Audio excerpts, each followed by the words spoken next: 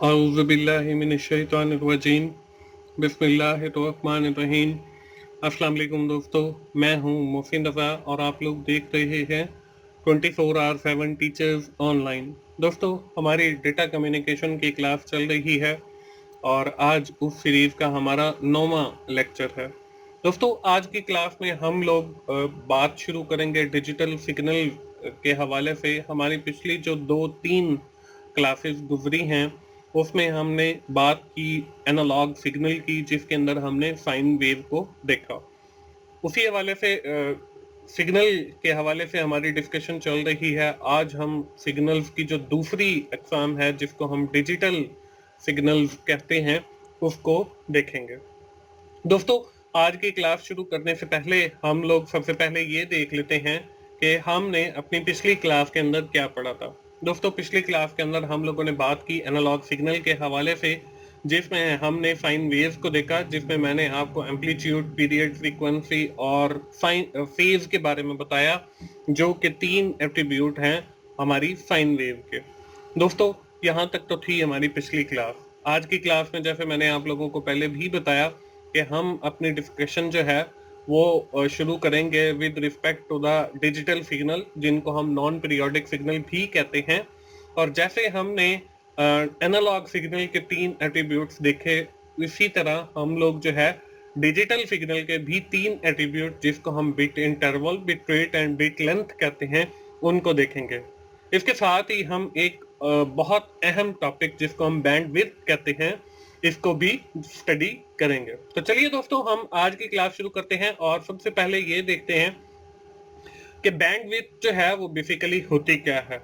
Bandwidth give us the range of frequencies contain in composite signal. ये हमें बताती है range of frequencies contain in the composite signal. It give normally between 2 frequencies high and low, कि हमारे पास जो है एक लो फ्रीक्वेंसी होती है, एक हाई फ्रीक्वेंसी होती है। इसके दरमियान जो रेंज होती है, इसको हम बैंडविड्थ जो है वो कहते हैं। दोस्तों, इसको रिप्रेजेंट करने के लिए यहाँ पे स्क्रीन के ऊपर आपको जो है मैं कैलकुलेशन भी सिखाऊंगा कि कैसे हम बैंडविड्थ को जो है कैलकुलेट करते हैं। अब यहाँ पे एक एग्जांपल नजर आ रही है। To calculate the bandwidth, subtract the lowest frequency from the highest frequency. अगर हमें किसी भी सिग्नल के हवाले से बताया जाए और साथ हमें यह बताया जाए कि हमने जो है उस सिग्नल की बैंडविड्थ कैलकुलेट करनी है, तो हम क्या करेंगे, हमारे पास जो हाईएस्ट फ्रीक्वेंसी होगी उस सिग्नल की, उसमें से हमारे पास जो लोएस्ट फ्रीक्वेंसी होगी उस सिग्नल को, उसको माइनस कर देंगे। दोस्तों, इसी चीज को एक्सप्लेन करने के लिए आपको जो है एक डायग्राम भी दिखाऊंगा। उसके लिए हम लोग एक एग्जांपल ले लेते हैं। If a periodic signal is decomposed into 5 sine waves with frequencies 100, 300, 500, 700, 900, what is the bandwidth?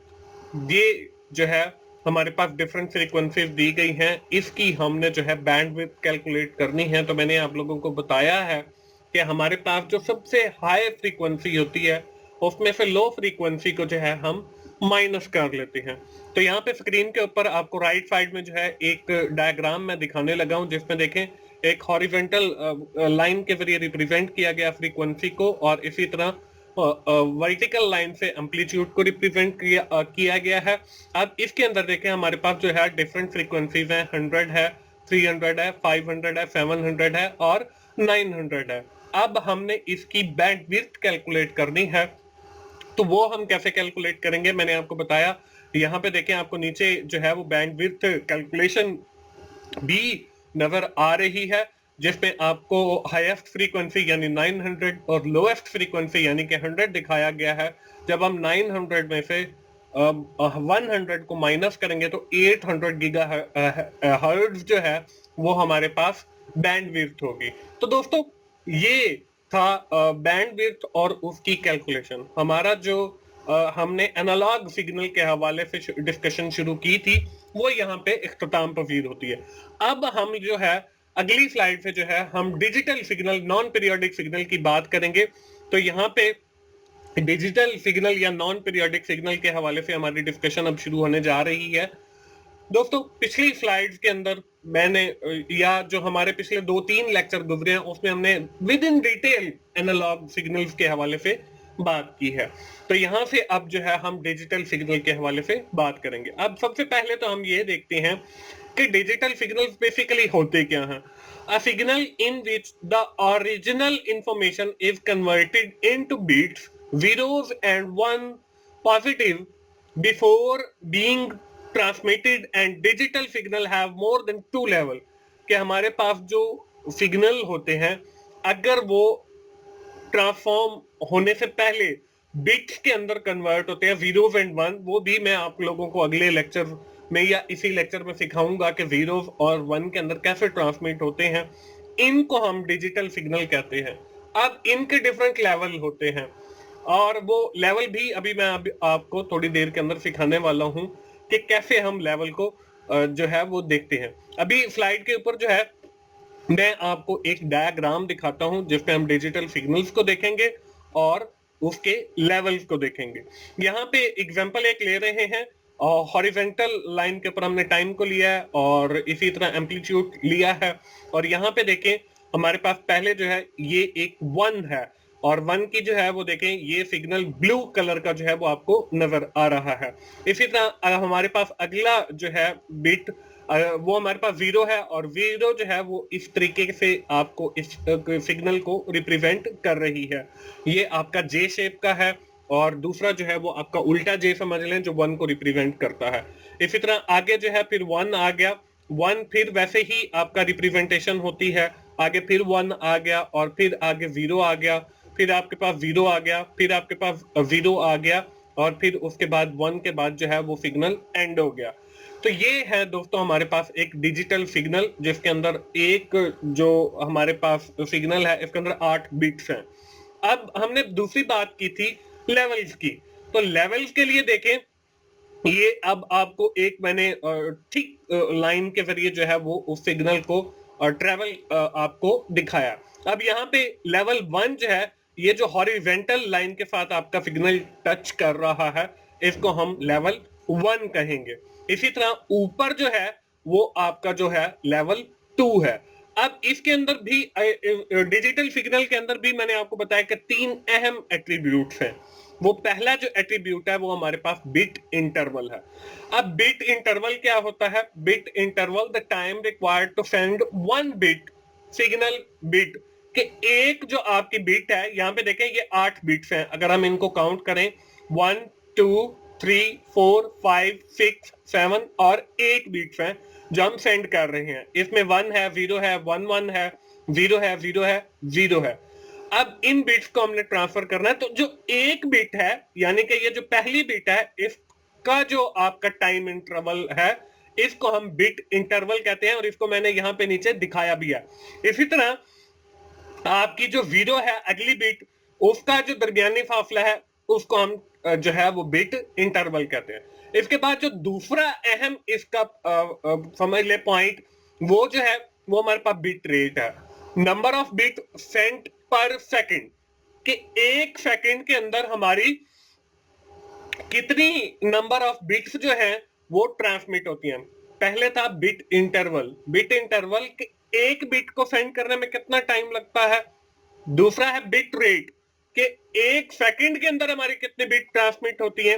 तो यहाँ पे देखें जो दूसरी चीज है वो हमारे पास बिट लेंथ है। इसके साथ ही मैं आपको जो बिट रेट है यहाँ पे देखें हमारे पास ये 8 बिट्स हैं, ये एक सेकंड के अंदर सेंड हो रही है, तो हमारा जो बिट रेट है वो आ जाएगा 8 बिट रेट पर सेकंड, 8 बिट पर सेकंड। यहाँ पे मैंने आपको दिखाया भी है कि ये 8 बिट के ऊपर एक ग्रीन लाइन के जरिए मैंने इसको रिप्रेजेंट किया है। तो 8 बिट्स जो है वो पर सेकंड जो है हमारी ट्रेवल कर रही है। तो हमारा जो बिट इंटरवल है वो 1 यानी कि जितना टाइम लगेगा एक बिट को सेंड करने में वो बिट इंटरवल, और हमारा जो 8 बिट्स है हमारा जो मैसेज है उसको कंप्लीट को सेंड करने में यानी कि एक सेकंड के अंदर कितने बिट ट्रांसमिट होती हैं वो 8 होती है, तो वो हमारा बिट रेट बन जाएगा। अब है बिट लेंथ। बिट लेंथ क्या होती है? The distance of one bit occupied transmission medium. क्या हमारी जो एक बिट है हमारा जो ट्रांसमिशन मीडियम है, जिसमें हम डिफरेंट हम ट्रांसमिशन मीडियम भी पढ़ेंगे, जिसमें हमारे पास फाइबर ऑप्टिक केबल है, कोएक्सियल केबल है, ये हमारे डिफरेंट ट्रांसमिशन मीडियम है। अब हमारी जो एक बिट है वो उस ट्रांसमिशन की जो मीडियम है इसके ऊपर कितना टाइम लेती है या कितना डिस्टेंस लेती है, तो वो हमारा जो है वो बिट लेंथ कहलाएगा। तो दोस्तों ये तीन चीजें हैं जो आपके डिजिटल सिग्नल के अंदर बार बार हम आइंदा आने वाली क्लासेस के अंदर भी पढ़ते रहेंगे। तो आपने इनका जो डिफरेंस है वो याद रखना है। बिट इंटरवल के आपका जो एक बिट है वो कितने टाइम के अंदर सेंड होती है। बिट रेट है कि आपकी एक सेकंड के अंदर कितने बिट्स सेंड होती हैं। बिट लेंथ है कि आपका जो ट्रांसमिशन मीडियम है उसके ऊपर एक बिट कितना टाइम लगाती है। तो ये इन तीनों का फर्क आपने जरूर याद रखना है। दोस्तों अब हम एक एग्जांपल देखेंगे, उसके अंदर इनकी जो कैलकुलेशन है बिट रेट की, बिट इंटरवल की या बिट लेंथ की, वो मैं आप लोगों को सिखाऊंगा। दोस्तों यहाँ पे अगली जो चीज है वो सिग्नल है। हम बात कर रहे हैं सिग्नल की और डिजिटल सिग्नल की। वो हमने जो ऊपर कैलकुलेशन करनी है वो कैसे करनी है। It generate L level signal if generated one level then log 2 base 2 or 2, and if we have 4 level then log 2 base 2 और 4 आ जाएगा। ये हमारी सिग्नल के हवाले से है, ये हमें कैलकुलेशन में भी आगे हेल्प करेगी। तो एग्जांपल आपके सामने स्क्रीन के ऊपर नजर आ रही है। A digital signal have 8 level. 8 level का मतलब ये है log base 2 और आगे 8 आ जाएगा लेवल की जगह पे। इसी तरह अगर हमारा कोई सिग्नल है जो 16 जो है लेवल के ऊपर है तो हम log base 2 और उसका जो है आगे 16 आ जाएगा। How many bits are needed, इसमें कितने बिट्स लगेंगी। अब यहाँ पे लेवल 8 है तो हम इसको कैसे कैलकुलेट करते हैं। Number of bits is equal to log base 2 और L। तो यहाँ पे हमारे पास जो है log base 2 और 8 आ जाएगा। अब हमने इसको कैलकुलेट करना है कि हमारी कितनी नंबर ऑफ बिट्स बनती है, तो हम log base 2 और 8 लेंगे तो हमारे पास जो है वो रिजल्ट आ जाएगा। वो हम कैसे लेंगे, इसके लिए दोस्तों हम कैलकुलेटर ओपन करेंगे। आप लोगों का जो कंप्यूटर के अंदर दिया हुआ है उस पर मैं आपको सिखा देता हूं, क्योंकि log base 2 निकालना जो है वो साइंटिफिक कैलकुलेटर के ऊपर ही होता है। तो हम रन पे जाएंगे और स्टार्ट के बटन पे मैंने क्लिक किया और यहाँ पे CALC लिखा, कैलकुलेटर आ गया मेरे पास। तो आपने यहाँ पे आपका स्टैंडर्ड होगा ऐसे स्टैंडर्ड, स्टैंडर्ड से आपने जो है इसको साइंटिफिक कर लेना है। जब आपके पास ये सिस्टम का ही कैलकुलेटर साइंटिफिक हो जाएगा तो अब हम इसकी कैलकुलेशन कर सकते हैं log base 2 और 8 की। ये हम कैसे कर सकते हैं, आपने सबसे पहले जाना है और इन जो इसमें लिखा हुआ है IN, इन पे क्लिक करना है। यहाँ पे इनवैलिड इनपुट आ रहा है तो हम सबसे पहले जो है इसको 8 हम क्लिक कर देते हैं 8 के ऊपर, जो हमारा हमने जिसका रिजल्ट लेना है, और फिर हम इन पे क्लिक करते हैं तो यहाँ पे देखें 2.079 आ गया। अब आपने इसको डिवाइड करना है यानी कि तकसीम करना है। तकसीम के बटन पे हमने क्लिक किया और यहाँ पे उसके बाद हमने log base 2 निकालना है तो हम 2 पे क्लिक करेंगे और फिर इन पे क्लिक करेंगे। यहाँ पे क्लिक करने के बाद आपने इक्वल साइन पे क्लिक करना है तो जवाब जो है वो आपके पास आ जाएगा 3। अगर इसी तरह हमारे पास लेवल 16 है, 16 है, तो फिर हम कैसे कैलकुलेशन करेंगे। 16 इनके ऊपर क्लिक किया, हमारे पास 2.77 आ गया। डिवाइड किया, log base 2 निकालना है तो 2 पे क्लिक किया और फिर इन पे क्लिक किया और फिर हमने इक्वल किया तो हमारे पास जो जवाब है वो 4 बिट्स आ गया। अब हमने log base 2 और 8 लेवल के ऊपर निकालना है तो वो हमारे पास 3 निकला है। तो यहाँ पे जो है हमारा आंसर जो है वो 3 आ जाएगा, यानी कि 3 बिट्स आ जाएगा। अब ये हमारा जो है वो हमारे पास बिट्स आ गए। इसी तरह हम एक और एग्जांपल देखते हैं। Assume we need to download a text document at the rate of 100 pages per second. हमारे जो है एक सेकंड के अंदर 100 पेज जो है वो डाउनलोड होते हैं। What is the required bit rate of the channel, हमारा जो है वो बिट रेट क्या होगा। अब यहाँ पे देखें कुछ और भी इंफॉर्मेशन दी गई है। One page contain 24 lines and one line contain 80 character and one character contain 8 bits। कि एक जो करेक्टर है 8 बिट का है और उसमें जो है 80 करेक्टर है और फिर एक लाइन के अंदर 80 कैरेक्टर है और हमारे एक पेज के अंदर जो है वो 24 लाइंस है। अब इसका फॉर्मूला क्या होगा कि नंबर ऑफ पेजेस, जितने आपके पास नंबर ऑफ पेजेस हैं 100, नंबर ऑफ लाइन, एक पेज के अंदर आपकी 24 लाइंस है, नंबर ऑफ कैरेक्टर 80 कैरेक्टर है, नंबर ऑफ बिट्स अब हमारे पास 8 बिट्स हैं। तो यहाँ पे हमने फॉर्मूला के अंदर वैल्यूज को पुट किया 100 इंटू 24 इंटू 80 और इंटू 8, तो ये हमारे पास जो है 1.536 MB पर सेकंड आए। अब ये मैंने कैसे कैलकुलेट किया, इसके लिए भी मैं वही कैलकुलेटर ओपन कर लेता हूँ। यहाँ पे मैं दोबारा स्टैंडर्ड पे चला जाता हूँ और स्टैंडर्ड पे जाने के बाद यहाँ पे देखें 100 मल्टीप्लाई बाय 24 और मल्टीप्लाई बाय 80 और मल्टीप्लाई बाय 8, तो ये हमारे पास देखें 1536000 आ गया। इसको आपने डिवाइड करना है 1000 के साथ, सॉरी 1000 के साथ इक्वल्स किया तो ये हमारे पास 1536 आ गया। जब हमने 1536 को मजीद तकसीम किया हमारे पास 1000 से, तो ये हमारे पास 1.536 आया। अब ये मैंने जो है 1000 के साथ 2 बार डिवाइड क्यों किया है, वो 2 बार इसलिए डिवाइड किया है कि हमारे जो है वो नंबर ऑफ बिट्स थे, लेकिन हमने जो आंसर है वो एमबीज के अंदर निकाला है। अब देखें हमारे 8 बिट जो है वो मिलके 1 MB बनाते हैं और फिर इसी तरह आगे ये सीरीज चलती रहती है। जीबीज को अगर डिवाइड कर रहा हूं तो 1000 के साथ मल्टीप्लाई कर देंगे, तो इसलिए हमने 1000 से जो है वो डिवाइड किया, तो हमारे पास आंसर जो है वो 1.536 आ गया। तो दोस्तों ये थी हमारी कुछ कैलकुलेशन बिट रेट के हवाले से। अब हम अगली स्लाइड पे चलेंगे और अपनी जो डिस्कशन है वो डिजिटल सिग्नल के हवाले से कुछ और बढ़ाएंगे। हम बात करेंगे डिजिटल सिग्नल को कंपोजिट एनालॉग सिग्नल के अंदर कैसे कन्वर्ट किया जाता है जब वो ट्रांसमिशन मीडियम के ऊपर ट्रेवल करते हैं। तो इसके अंदर भी हमारे पास हम एक मेथड यूज करते हैं। A method is used for converting the digital signal into the composite analog signal. That method is known as Fourier analysis. It has infinite bandwidth. अब हम एक मेथड के जरिए फोरियर एनालिसिस के जरिए जो है उस डिजिटल सिग्नल को कंपोजिट सिग्नल के अंदर कन्वर्ट करते हैं और वो फिर ट्रेवल करता है और इसकी जो बैंडविड्थ है वो इनफाइनाइट होती है। अब इसमें भी हमारे पास दो चीजें हैं। Vertical line is in the time domain plot frequency of infinity. इसी तरह अगर हम horizontal line in the time domain plot frequency of 0, कि हमारी जो वर्टिकल लाइन है उसमें जो फ्रीक्वेंसी है वो इनफाइनाइट होगी और जो हमारी हॉरिजॉन्टल लाइन है इसमें हमारी जो फ्रीक्वेंसी है वो 0 होगी।